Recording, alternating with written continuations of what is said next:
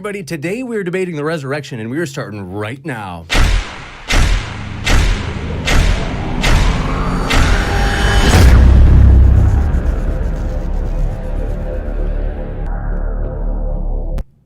Ladies and gentlemen, thrilled to have you here for another epic debate, as today we are on site at the Atheist Community of Austin, as we are very thankful for their awesome efforts who have helped us set up at this venue. They've been terrific, and so we want to say a huge thanks to the ACA. And want to let you know, if this is your first time here, consider hitting that subscribe button, as we've got a lot more debates coming up. In fact, today we will have Matt Dillahunty facing off with Mike Jones from Inspiring Philosophy on whether or not there are good reasons to believe in God. So that's going to be an epic one. If you want a reminder, hit that little notification bell. And with that, want to let you know, folks, we are so thankful for our debaters who are here today, who are debating for free. They just love to do it, and we love to get to hear it. So want to remind you, their links are in the description. So if you're listening, you're like, I like that. Well, good news, their links are just down there in that description box. So you can click on their links and hear plenty more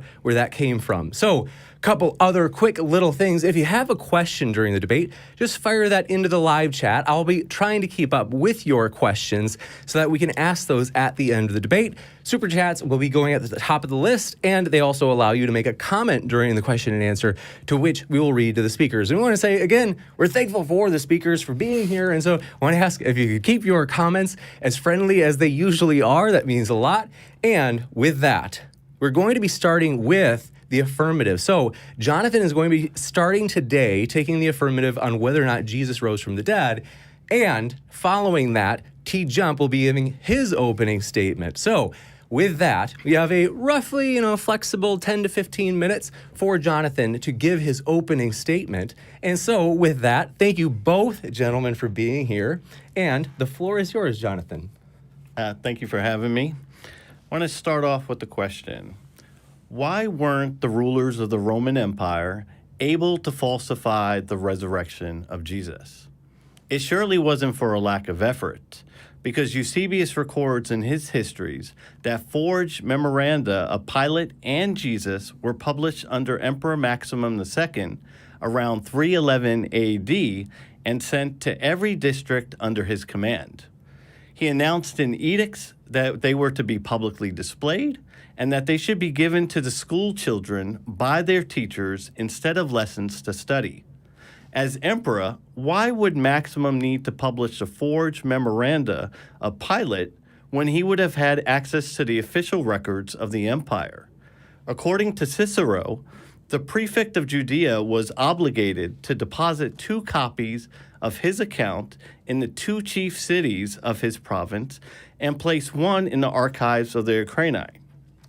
Justin Martyr, in 150 AD, appeals for the release of these acts in his published defense of Christianity to Emperor Antonius, which he believed would substantiate the gospel account, affirming these things did happen, as you can ascertain from the Acts of Pontius Pilate. The response Justin received was not the publication of the official records refuting his claims, but martyrdom. It's interesting that Tacitus, one of the greatest historians of the Roman Empire, who wrote specifically on the period in question, referring to the extreme penalty that Jesus suffered at the hands of Pilate and the early Christians in Rome, did not provide a historiographic narrative falsifying the resurrection event. In a similar fashion, Josephus provides valuable insight into first century Judaism, background of early Christianity, and an account of Jesus' brother James, yet no tomb refuting the resurrection as a hoax, even though such a tome would have served Josephus well at the court of the Flavian Empire. Remember that years prior, according to the published Acts of the Apostles, the Apostle Paul defended the gospel account as he stood before Festus, the prefect of Judea, and Agrippa, the king of Galilee, the area where Jesus grew up and the events surrounding his ministry mainly occurred. For when Festus accused Paul of being beside himself and claimed that too much learning had made Paul mad, Paul responded to Festus by stating, I speak forth the words of truth and soberness. For the king knoweth of these things, before whom also I speak freely. For I am persuaded that none of these things are hidden from him. For this thing was not done in a corner. Several key points are established here in Paul's statement. First, as king, Agrippa was well aware of the events that transpired in his kingdom and could have easily refuted what Paul was saying if a naturalistic explanation was available that could have been then published against Christians and copied throughout the empire. Second, Festus, who was prefect of Judea, had access to the official records in Judea, and it could have been used against Paul if information was available to falsify the resurrection account from Pilate's memoranda. Lastly, Paul demonstrates that the account of Jesus' resurrection provides falsifiable criteria that is subject to a proper investigation by the rulers of the Roman Empire to uncover. And it's this falsifiable event, that is the resurrection, that marks the distinction with Christianity as opposed to other religions like Islam and Buddhism. Unless the NSA had video surveillance of Muhammad's conversation with the angel Gabriel from the 7th century, or we can download the satellite images of the monkey that threw down the fruit of the bo tree onto Buddha's head that caused him to see the light, we don't have standard criterion to falsify those inner experiences. This is why we have Karl Popper's criterion of falsifiability, so we can evaluate the inherent testability of any hypothesis or statement. And remember, a hypothesis is generally scientific only if it is possible in principle to establish that it is fake. Therefore, let's be scientific in our approach and follow in the footsteps of the amazing Randy, whose dealings with the supernatural claims of the psychic community wasn't just an array of allegations that they were fake and he didn't believe it. Instead, he felt the need to demonstrate under scientific, testable conditions how it was done. By putting Karl Popper's maxim into practice, James Randi was able to achieve similar results to those of the psychic community through naturalistic means, thereby falsifying their supernatural claims. Therefore, in Christianity, all that is needed to falsify the resurrection of Jesus is to either produce the body, provide a credible tome from the ancient world with a naturalistic explanation of what had happened, or uncover the true identities of the gospel authors if they weren't the disciples of Jesus, and expose their myth regardless of when the documents were published. Are we suggesting that these assignments are not well within the means of the Roman rulers to investigate and uncover? For I am aware of the a priori assertion that Jesus picked a time and a process that cannot be properly subject to investigation. Shouldn't we first understand how the Romans conducted investigations of religious cults before drawing that conclusion?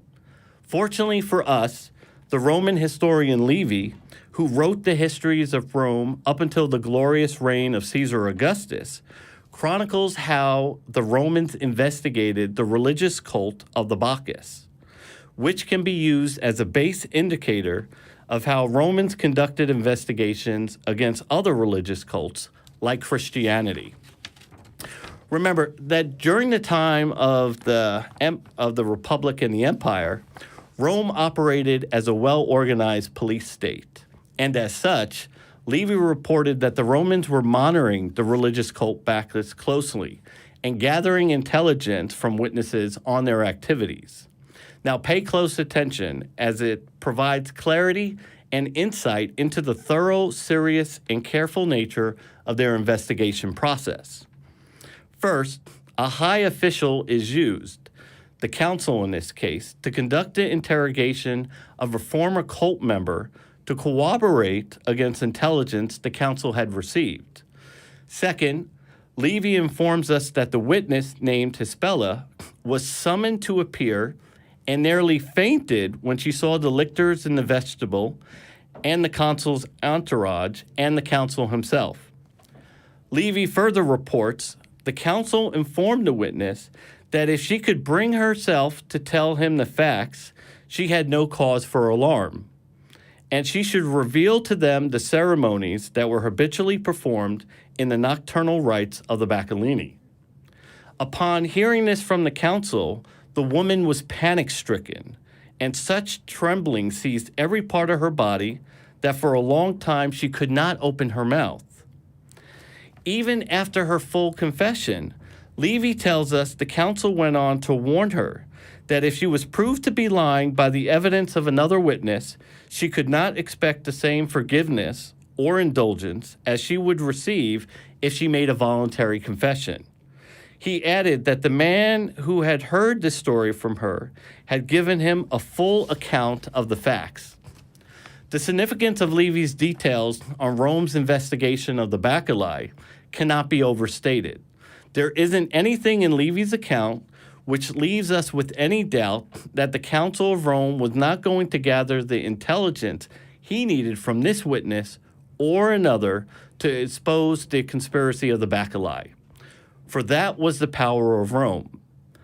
The parallels of this case to Rome's investigation of another religious cult, Christianity, is clear. Rome is again entrusting the gathering of intelligence to high Roman officials, in fact, those seated at the court of the emperor, to expose the movement of Christianity. This is why prefects such as Polinius, Felix, Festus, and Pilate were interrogating Paul and Jesus. The Empire of Rome was very concerned about insurrection. Felix, according to Josephus, had suppressed the messianic movement of the Egyptian prophet and ordered the assassination of the high priest Jonathan. So it comes as no surprise while the prefect Felix interrogated Paul on two separate occasions. Hegesippus chronicles that the Emperor Domitian dreaded the advent of Christ, as Herod had, and had his spies locate the grandsons of Jude, who were of the family of Jesus, in order to interrogate them. The same modus operandi is evinced in Levy's investigation of the Bacilli. Remember, in each and every one of these interrogations, the witness could be turned over to torture or put to death at any time. Recall, this is why Hispella reeked of fear at the sight of the council. Pilate emphasized this reality to Jesus when he said, "Do you not know that I have the authority to release you and the authority to crucify you?" Pliny the Younger had established procedures for interrogating Christians and judged it necessary to find out what the truth was by torturing two female Christian deaconesses in his letter to Trajan. All that was needed to falsify the resurrection was just one credible witness whose testimony could be corroborated if it was a hoax, all within the means of the Roman Empire to uncover.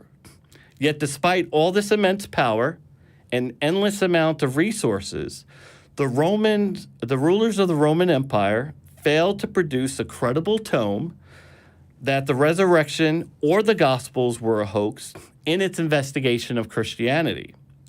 For when we turn to the positive empirical evidence, we find throughout the Roman Empire, in all the apostolic churches, the same four Gospels in Aramaic, Greek, Coptic, and Vetus Latin, naming the same four authors of Matthew, Mark, Luke, and John, unlike the Gnostics who had different Gospels naming different authors.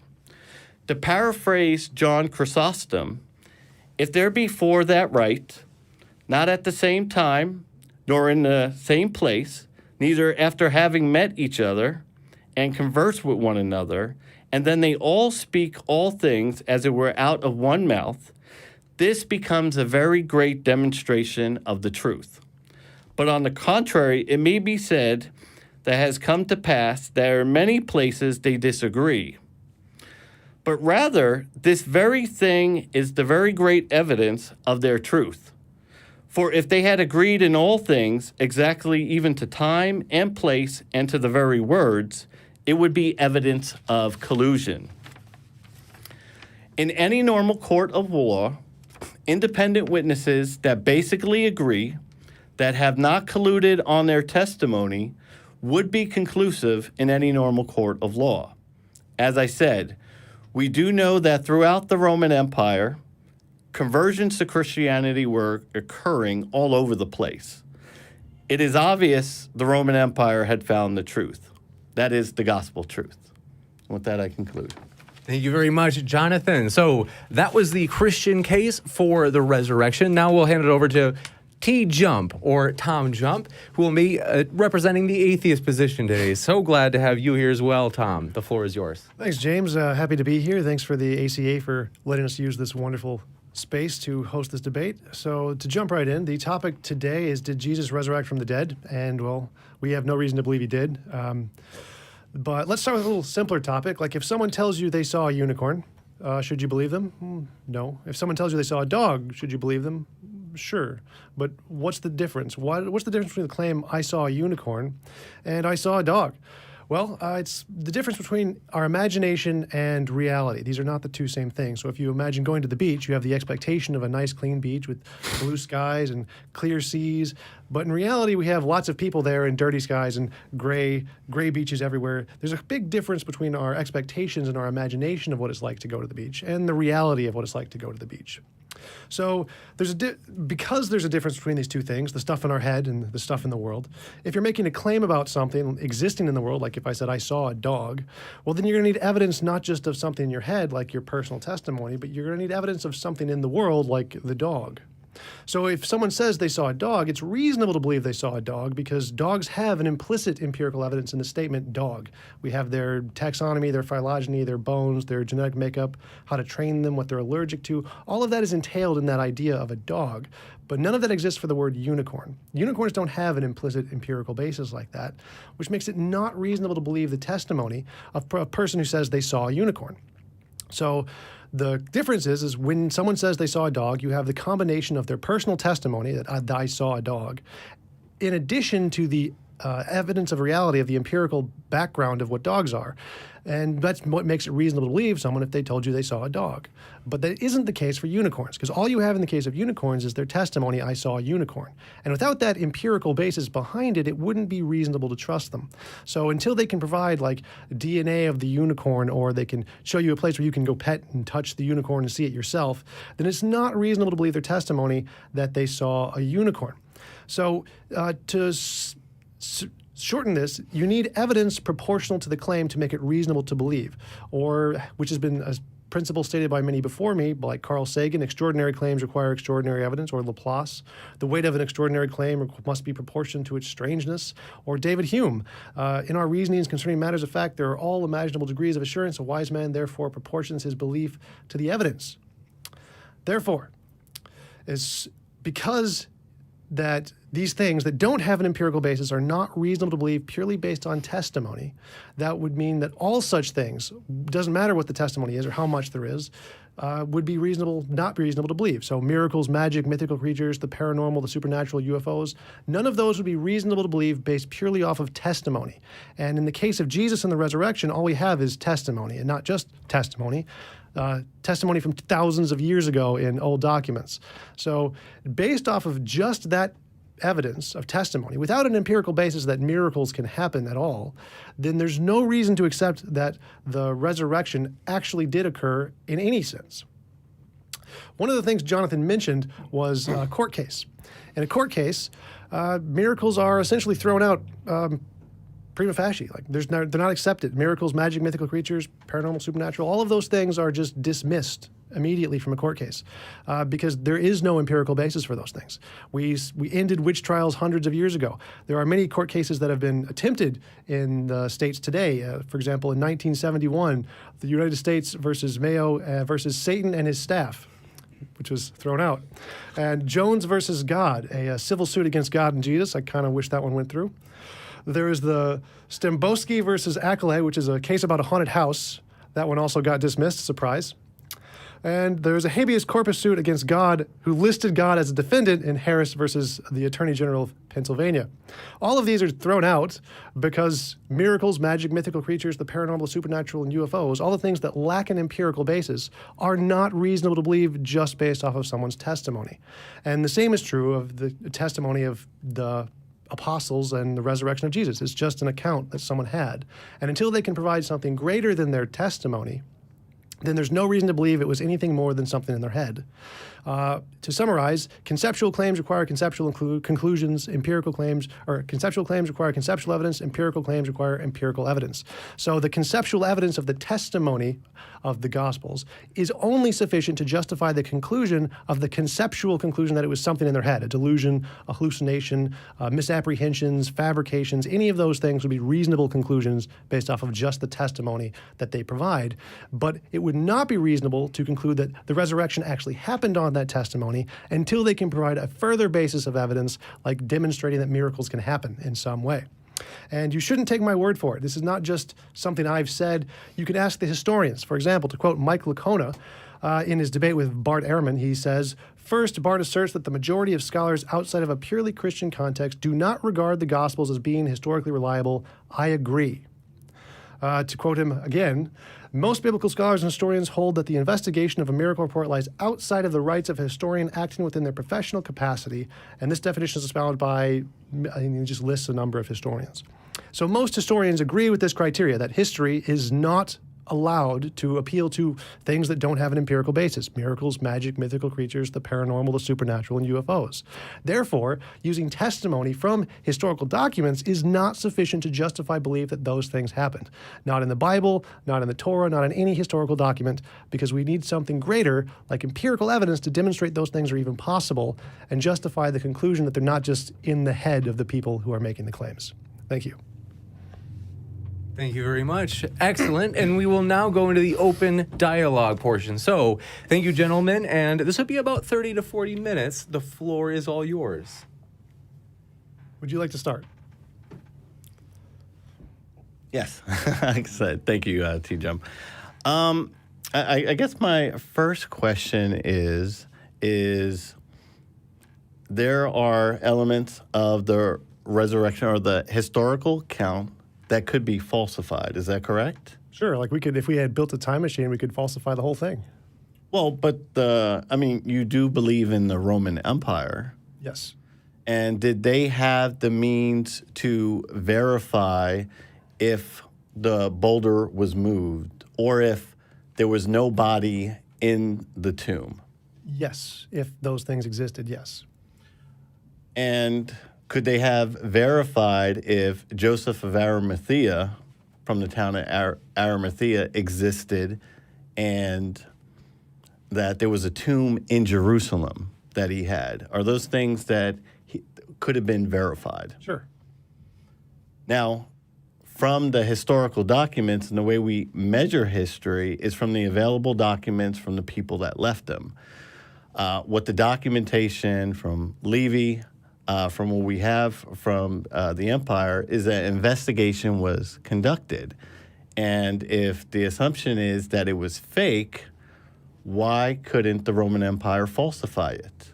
Well, I don't think they had the means to evaluate whether or not someone rose from the dead. All I could verify was that there was no one in the tomb, which can be doable in numerous ways, all of which would be preferable to resurrection or miracles because they have a natural basis, like someone could have robbed the tomb, or there could have not been a tomb. Like we know that the idea that Romans would provide a tomb for the people they crucified is highly unlikely, and the fact that they would put a boulder in front of it is less unlikely, and put guards even less unlikely. The most likely outcome is they probably just crucified him, took him off the cross, threw him in a mass grave, as Richard Carrier argues. That seems far more plausible than all of this tomb nonsense in the first place. So I don't really see the plausibility behind the argument that, well, they could have falsified it. Well, why would they even bother in that case? They may have been doing some other research, but it doesn't seem very pertinent to the topic. And they definitely couldn't have falsified the resurrection part. They didn't have the technological means to do that. All they could at best do was show there is an empty tomb. Yeah, so they could have showed if there was an empty tomb. They could have falsified if Josephus had one. Now, I think an important thing to remember is that the empire under Maximum II did try to publish throughout the eastern part of the empire a record to try to falsify it. Why would they need to produce a forged memoranda if they had actual records from their investigation that could have corroborated those points, and that would have been the end of Christianity? Well, I imagine they really didn't care very much. I'm sure they did this as a common practice to try and discredit many religions all the time. I don't think it was really important to them to actually focus on this. So I don't think it's really relevant to the topic. Like whether or not Jesus rose from the dead, even if I grant there was a tomb and a Josephus and he had a tomb, none of that really helps the case for the resurrection. That's just, okay, people in the past had tombs and lived. Okay. I mean, I'm happy to grant all of that, but none of that helps the resurrection case. Correct, but if they went to Jerusalem and they investigated that there wasn't no tomb there where the gospel account is stating, right then and there would be a major area to falsify. A report would be published and would be copied out the Roman Empire that there was no tomb. The individual by Joseph Arimathea didn't exist. He didn't own anything in there.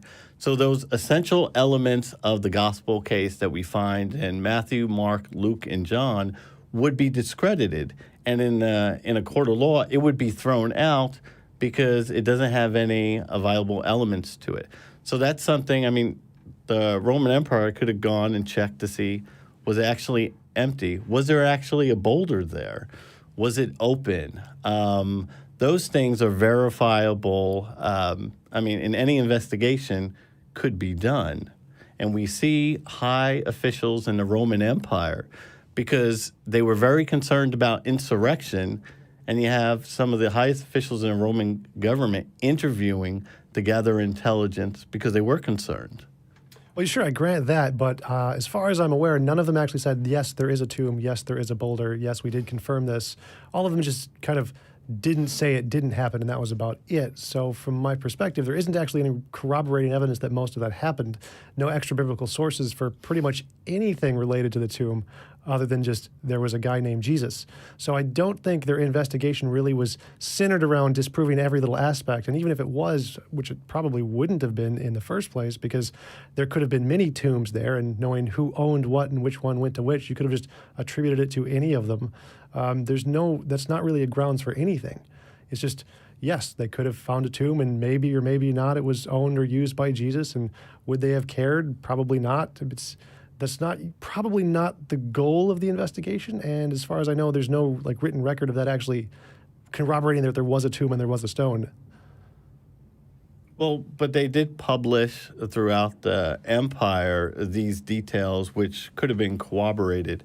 The point of Hegesippus' report on Domitian is that he felt it was important, even years after the event, not only to find out more about the information, but actually locate the grandsons of Jude, and this is the emperor that's doing it, to find out more information about what's happening. So they were able to locate two grandsons of Jude who was a family of Jesus. And once again, they were very concerned about insurrection. Felix had already pushed off movements of the Egyptian prophet. He had supposedly the high priest assassinated. So from the documents that we have, we can establish that they were very concerned with those groups. And towards the end of the empire, they tried to push forth propaganda to expose it. If they really didn't care, why would they publish something throughout the empire for everyone to be read, even to be given to children as opposed to lessons? Well, they didn't care about the truth. The goal wasn't to find the truth. The goal was to find something they could use against their political adversaries. And so since their goal wasn't the truth and they weren't doing an extensive investigation to actually find out what happened and were more just looking for dirt on their political opponents to try and discredit them, their investigation isn't a reliable source to discover or to lend credence to the fact that the tomb actually existed. It's only lends credence to the idea that they couldn't disprove it definitively with absolute certainty to the degree that they could then just crush the opposing belief. That's just the best dirt they could find given the time period, essentially. So what historical documents draws your conclusion that they didn't care. So what historical record from either Tacitus, Josephus, even the gospel accounts, what records do you help maintain the stance that they didn't care in finding the truth of Christianity? Well, I'm just going off of the general consensus based off of like how emperors operated, how people at the time operated. They didn't like them. They wanted them to fail. So were they actually trying to discover truth? Highly unlikely given just human psychology. They were far more interested in maintaining power and dissolving the power of the opponent, far more likely than they actually wanted to discover the truth. It's unlikely based off of just general history of all human beings that they actually wanted to discover the truth. Now, when Paul goes before the prefect of Judea, Festus, and the king of Galilee, Agrippa, he is called forth to give his confirmation of the gospel account, which he's allowed to do. Now, at the very end of it, and we're speaking about the king of Galilee at this time, who is very aware of the information that's coming out of his kingdom. You have the prefect of Judea, Festus, there, who definitely has access to records from the Roman Empire. And at the end of Paul's statement, the only retort that the king of Galilee had was not a naturalistic explanation explaining what had happened, because if there was a case to be made that body was stolen, there would be information available to investigate to corroborate that account. King Agrippa's only response is, "You almost convinced me to be a Christian." I would guess it's more satirical, and he probably wasn't serious when he said that, if he said that. I'm not familiar with the specific historical case, but I imagine they just didn't care enough to actually try and investigate it, because I'm pretty sure they could have just made up anything they want. I'm pretty sure they rejected miracle claims in most cases anyway. I don't think it was like a actually definitive evidence that the resurrection happened. I think it's just the limitations of the time period. They probably just weren't that interested. They probably get these kinds of cases all the time. They just want to get rid of it and move on to the next thing in the job, just like any judge or any lawyer. But what we see in the investigation of Christianity is it didn't end just there. I mean, Paul is meeting with another proconsul, Felix, who we already know that's suppressing religious groups. So if you think about it, he's suppressing. He doesn't meet him only on one time, but a second time. He meets with Paulinius. We have Pliny the Younger continuing the procedure of interrogating Christians, finding out more about them. Domitian we have, and then towards the end of the empire, we have a forged memoranda published to try to discredit it, which shows that they were taking actions to falsify and gather intelligence to suppress this movement. But that's the same as essentially every religion throughout all time, where people discuss it and people who advocate for it talk with the leaders and the prosecutors to try and convince them. And same with Mormonism and Jonathan Smith. That's the same as far as I can tell with every single religion. I don't see anything about that would make it more likely a miracle happened. I mean, because all of that is just technical stuff that humans do all the time throughout human history. Why would any of that be evidence of a magical occurrence? Well, and I bring up the case of the amazing Randy because he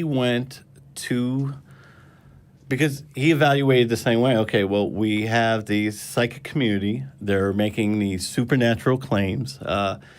Obviously, there was a big one in New York, so he was offering like $1 million to put him under scientific testable conditions. So if we're going to follow a scientific process, shouldn't we be able to set up criteria to help falsify the particular event, just as James Randi did? The thing is if someone in the psychic community guessed correctly at one of his questions, he wouldn't be able to create the naturalistic way they did that because it was a guess. But if it was fake, he'd have the means to recreate what they were able to do, but using non-scientific means.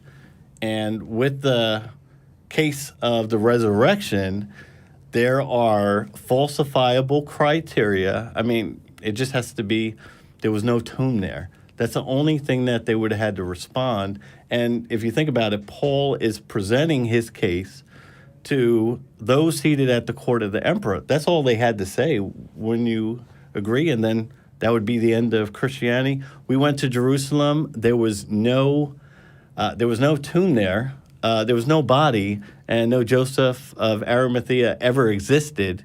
And that would be published throughout the empire, and I probably wouldn't be sitting here today. Well, no, I would totally disagree. It doesn't matter how well you think you've disproven philosophy. I mean, there are still flat earthers here on the earth, apparently. So the disproving of a fact really wouldn't affect how people believe. But it's kind of like if I said, I saw a unicorn the other day, and we can go look at the spot where the unicorn was, and we can see hoof prints, and we can see that there was grass that was eaten, and we can see that there were like trails where the horse were running, but none of that's evidence of a unicorn because that can all be explained by a horse.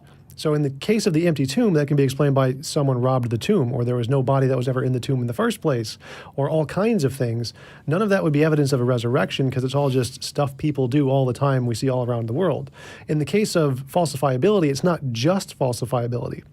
That is one of the criteria of science. But the others are testability, verifiability, confirmed by peer review. So you have to actually be able to repeat something, not just falsify the one particular claim, but repeat it to show it can be done again. It's an Amber Alert. Amber Alert? That's inconvenient. So yeah, the fact that you can falsify certain aspects of the resurrection of Jesus, like maybe there was an empty tomb, maybe Josephus existed, that there are people who lived in his family. None of that's actually evidence of the resurrection. To show the resurrection happened, just like to show the unicorn happened, you need empirical evidence of unicorns. You need to show that the miracles can actually happen, that miracles are a thing in this world. Until you do that, it doesn't matter how much of the non-miraculous things you can verify, it would still not qualify as evidence that the miraculous thing was happened. Well, and when we go to trials and we bring witnesses in, now the job of the witness is obviously just to report what he's seen or reported. And the job of the investigator, if you would agree, is just to collect that information. Did they find the body?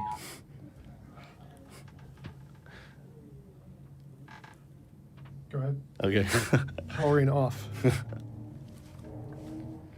So the question is for the investigators to leave his biases out of it. And in the case of Rome's investigation, we have multiple high officials. We know they had acts and records of the event that they didn't publish to the public. Time after time, and we have the king of Galilee, we have the prefect of Judea, Festus, we have Felix. Were they not capable men within the Roman Empire, because they're seated at the court of the emperor, to conduct a thorough investigation to falsify the Christian narrative?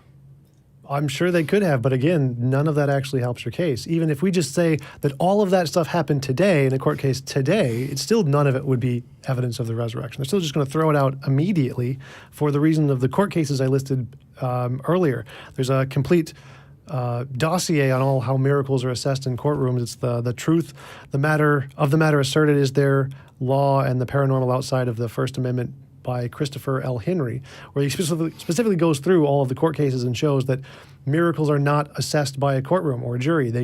They're not within the branch of what a courtroom can do. So even if we granted all of that, none of that would be evidence of the resurrection. That's just, okay, so some people did some investigations and they didn't find one thing or another.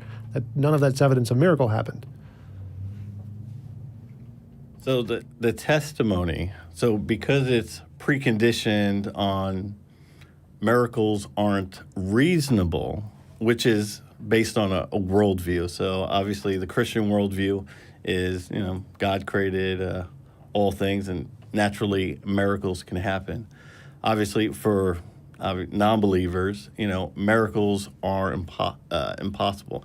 So, but I would not phrase it that way at all. So my perspective is for anything that's asserted, you have to either show, is this an imaginary thing in our head or is this a real thing in the world? And until you show it's a real thing in the world, then it's by default an imaginary thing in your head. So there's no presupposition about worldviews here. There could be the supernatural, there could be miracles. Happy to grant all of that, but you first have to show it's not just a thing in your head. And until you do that, it's just a thing in your head. So the criteria, the burden of proof here is to say, if you want to claim a miracle happened, you need to first show it's not a thing in your head before you can defer to that as an explanation of anything. So in the case of a court case, the reason it's dismissed is not a worldview. They don't take any position on worldviews. Many of the judges are Christians and do believe in miracles, but they say it is specifically outside of the capability of the jury to establish what miracles happen or what a God can do or what the inaccessible or unknowable can affect in the world, because it's not within the realm of what we can demonstrate and show is actually not just a part of our imagination. We don't have a ability to do that. So it doesn't matter how much of the non-miraculous stuff we verify until you can actually verify the miraculous stuff.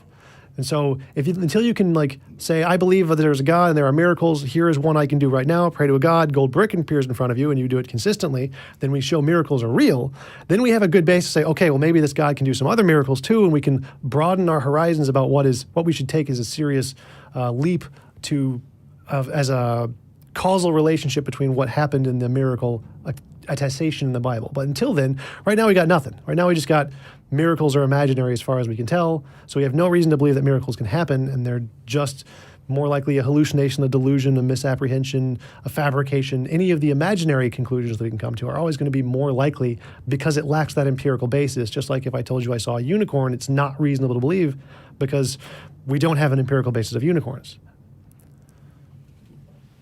But here we're dealing with a historical event that occurred at a specific point in time in history. We have information that could be verifiable.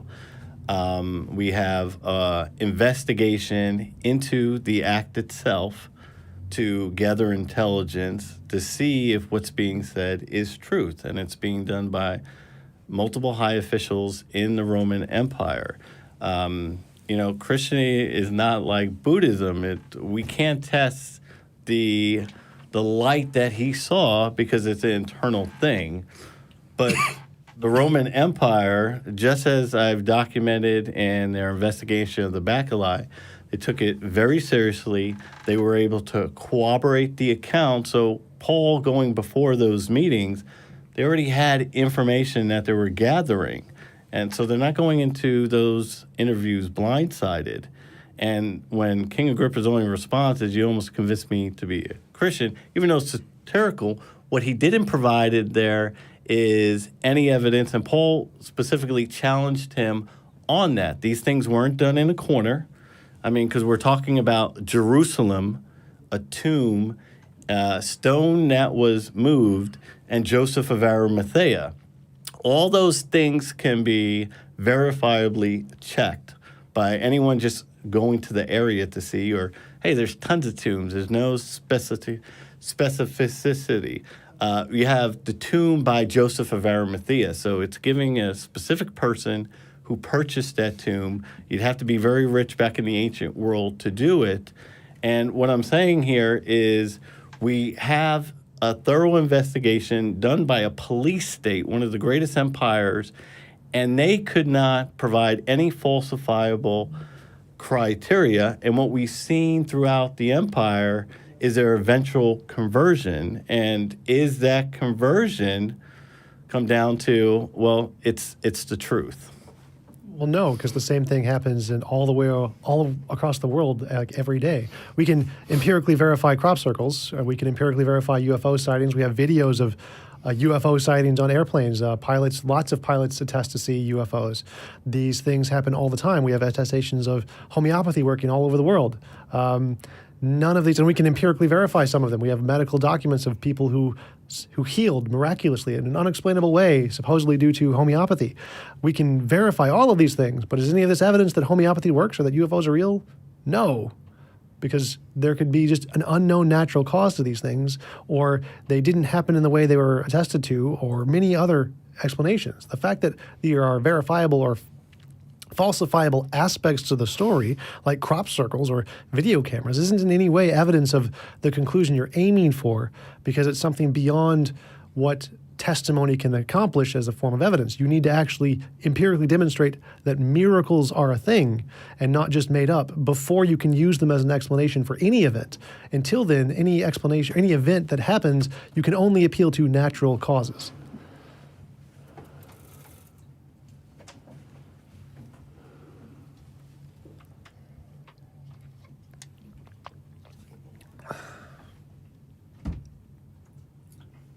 So wouldn't it be our job investigating into something to determine or recreate the naturalistic explanation? Because if the assumption is that it was faked, then we should be able to falsify it. And from Well, not necessarily, but if something's fake, it can't be. We can't figure out how it was faked. yeah, not necessarily. There are magicians all the time who do really great tricks. Like I see Penn and Teller doing some tricks. I have no idea how to falsify those. Correct, and you know the point of James Randi is, as an ex-magician, scientist, and a skeptic, he was able to use his past experience and actually take what seems to be very hard, taking their abilities and recreate it under naturalistic, with a naturalistic way. And because we're actually dealing with the historical account, the best way to explain that or create the naturalistic explanation is go to the historical documents that are available to recreate that historiographic narrative and determine from that evidence what actually happened. Well, that's the thing, is you can't determine what actually happened. You can only determine within some spectrum of what things we can appeal to. So we know that certain things happen, like I can grant the empty tomb, okay. But can we conclude from that a resurrection? No, that is completely outside of the bounds of anything in the historical documents. Nothing in the historical documents can lead to that conclusion at all, because it's not one of the possible potential explanations that we have access to. It's not something we've demonstrated isn't just imaginary. So like if I said, if we see a hoof print in the ground and we're historians accounting that there is a hoof print in the ground, we cannot conclude, therefore, unicorns. Nothing they say could ever get us from the hoof print to unicorns, because we have no empirical evidence of unicorns. So we can only appeal to things we have empirical evidence for, because we can demonstrate those aren't just part of our imagination. The first part of any evidential claim is this an imaginary thing or is this a real thing? And until we show it's a real thing, then we cannot appeal to it as a source or cause of anything. It's not even a potential candidate until you can show it's not imaginary, which means you would have to make testable, verifiable predictions. So if I can say, if the resurrection is true, then miracles are possible, and if miracles are possible, I can pray to God and get a gold brick or something like that. Until you can make future testable predictions to demonstrate miracles are real and not just an imaginary thing, then you can't even use it as a potential candidate to explain all of the natural stuff we do see. So even if I grant everything you said about all of the historical accounts and the people trying to disprove Christianity that couldn't, none of that's evidence of the resurrection. It's just evidence that, okay, so here's some people who couldn't disprove an account of what happened a long time ago. But it's not evidence that the account is true. It's just not proof that they couldn't prove it false.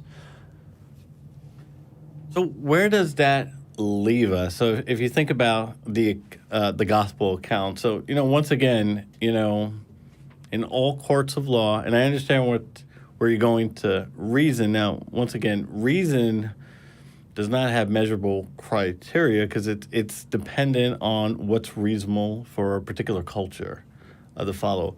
But the gospel accounts do present witness testimony, and we have independent witness accounts that's verification of their testimony that there's an empty tomb, there's Joseph of Arimathea, it rolled away, and the eyewitness testimony of, I saw this.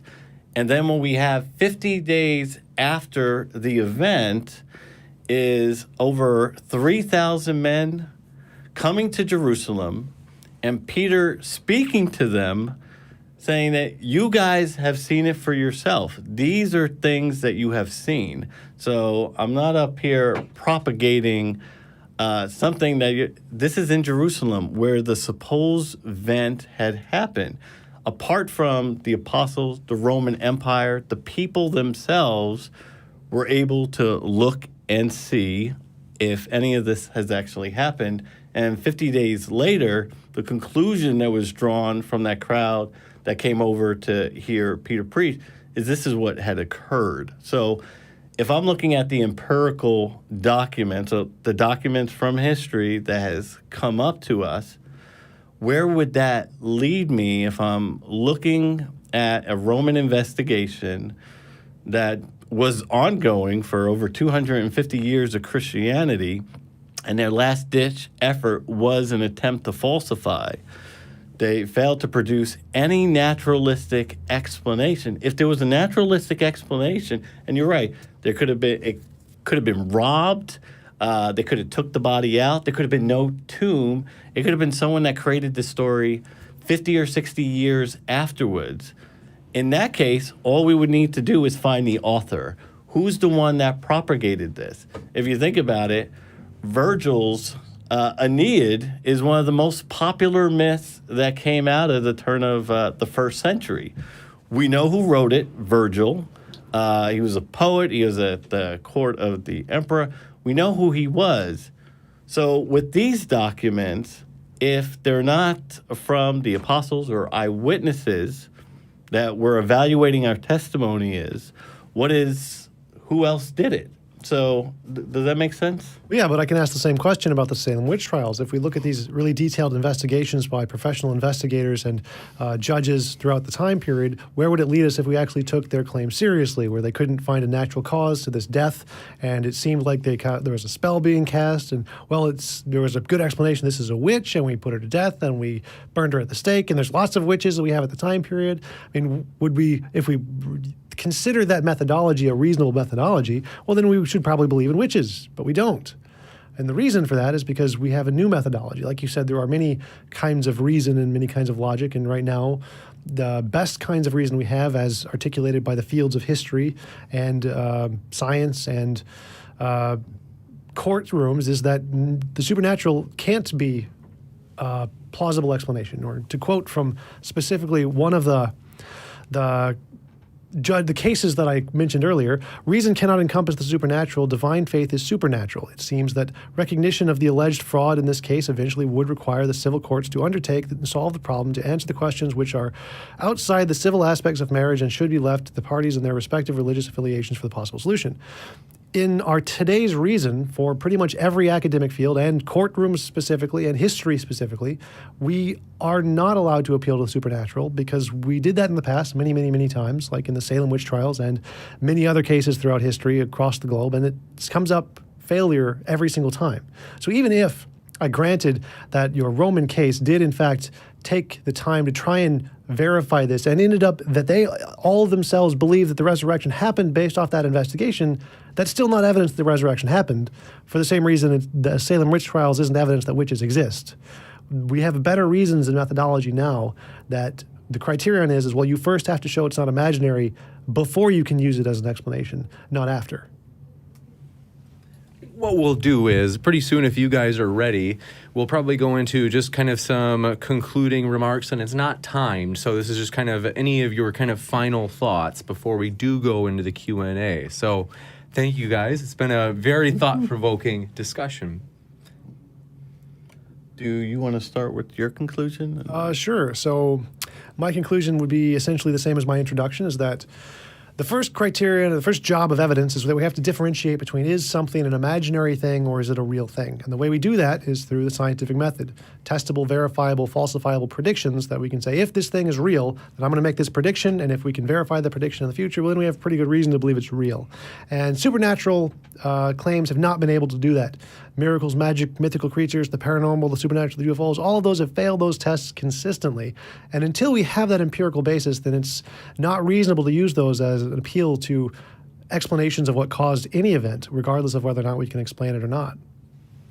Thank you very much, Thomas, and then we will go over to Jonathan. Thank you, Tom. I would like to say that because we're dealing with a historical event, we have to go to the historical records that were left by the people at the time. And when we start off with the case of the gospel testimony, those that are to be eyewitnesses of the event in question, they all come up with the empty tomb, the boulder moved. It was from Joseph of Arimathea. and eyewitness testimony to the risen Christ. And when Rome, who was pursuing their normal investigative powers to suppress religious groups and find out more about it, not one credible tome was produced throughout the Roman Empire to provide a naturalistic explanation for what had happened.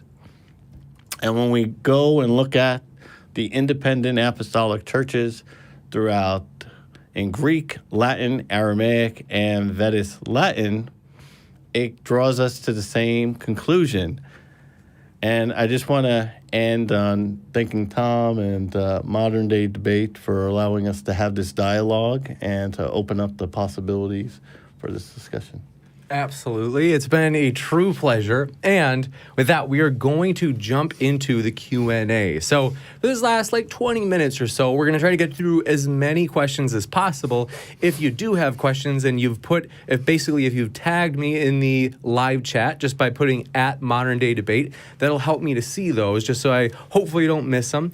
And we'll start with the super chats. So starting up top, Steven Steen, thanks for your super chat. He said, much more competent IT team tonight. And so it's true. It's a good opportunity to thank the atheist community of Austin. They have been so good to us. It's honestly, we are so excited about how everything has come together and just the amazing help they've given. And I also want to thank, if those of you who were watching last night, if you saw the Flat Earth debate, I want to say thanks to Steven Steen and TJump, actually, as they were helping us do a lot of tech stuff last night. And so it totally saved me. So with that, we appreciate your question. Frank's 92. They asked, why didn't Jesus go to Rome? Well, this would have to be speculative. We don't have any available information tells us why or why not that he chose the locations that he did. We know mainly of his ministry in Galilee and a little bit outside of that area. To be honest, there's no available information I can draw from any historical record that would lead me back to that point. We do know that churches were established in Rome shortly afterwards, but not quite sure why Jesus didn't go to Rome. Maybe he wasn't a citizen, so. You bet. Thank you very much. And we're also taking questions from the live audience. We do have a live audience here at the Atheists of the ACA. So we want to welcome anybody from the live audience. If you do have a question, you are more than welcome to use the mic that's available for you. And we'd love to hear your questions as well. And we'll kind of alternate, if anybody does have any questions, between the online questions from the audience as well as the in-person audience questions. So next up, Sigifredo Sarabia. Good to see you. Thanks for your super chat. They said, TJump, how is the God question on the same level as unicorns or fairies? Wouldn't you have to say that it was an invisible unicorn for it to be a correct analogy rather than dichotomy? Oh, no, it just applies to anything that lacks an empirical basis. It doesn't matter what it is. You can say supernatural, ubernatural, super duper natural, whatever you want. If it doesn't have an empirical basis, you need some way to differentiate it between, is it an imaginary thing or is it a real thing? And so all things that lack an empirical basis are in the same category of imaginary things. It doesn't matter if it's Santa or unicorns or God. Gotcha. Thanks so much. Also, appreciate your question from Sigifredo Sarabia. Thanks for your other question. They said, for Jonathan, granted the resurrection, what independent sources grant Matthew 27, 41 through 52, which describes dark skies, torn curtains, earthquakes, and dead saints rising in Jerusalem? Eusebius does pull an account at that time. So he does provide a record of some sort of occurrence that occurred at that time. So you definitely look up Eusebius's church histories. He does give a sort of event that appeals to some sort of event occurring from a non-Christian author. Got it. Thank you very much. Next up, We do have a question from, if I mispronounce this, let me know. I'm sorry. Abadonergal, thanks for your question. This comes from online, and they ask, for Jonathan, what secular, extra-biblical historical sources support the idea that the Romans conducted an extensive investigation into the empty tomb? Well, we don't have any specific record regarding the empty tomb. The assumption would be that the Acts of Pilate, who oversaw and sentenced Jesus to crucifixion, though that information would have been available for the investigation. So we do appeal to those records. Justin Martyr appeals to those as well, which he believed at the time would have corroborated the gospel account. And that's why I threw out the argument is, why weren't those records released if they had nothing to actually help Christianity's case on there? But we do have established procedures by Pliny the Younger in his letter to Trajan on how to deal specifically with Christians, their interrogation practices, the same type of modus operandi we see back in 186 BC with Levy's account of the Bacchae. You bet. Thanks so much. And we're going to fly through, because we do appreciate your guys' support. We will read some of the silly super chats. Dwayne Burke, let's see, said, starting to lack belief in TJump's chair. Thank you very much for that. If you haven't seen, if you're not a regular watcher, TJump has the most epic chair that he usually streams from home as he streams in. And so, thanks for that super chat. We appreciate that, Dwayne. Converse Contender says, you guys are all looking dapper. Thank you very much. You know, it's probably especially pointed toward Tom. You look terrific, Tom. So thanks. You guys both look great. Next up, let's see. We've got, with that, I think we do have all of our super chat questions. And so we are going to make one offer, anybody from the audience. Otherwise, what we will do is have an intermission before the Inspiring Philosophy and Matt Dillahunty debate on whether or not there are good reasons to believe in God. That debate is linked in the description. And so if you would like to watch that debate, we will be back in just about an hour live together in this room for that debate. So we hope to see you there. Thanks for coming by, everybody. And one last thanks to both the speakers, as we really appreciate both Tom and Jonathan for being here. It's been terrific. And we want to give as well one last thanks to the ACA for hosting. It's been terrific. And thanks for stopping by and hanging out with us today. Keep sifting out the reasonable from the unreasonable. Have a good afternoon, everybody.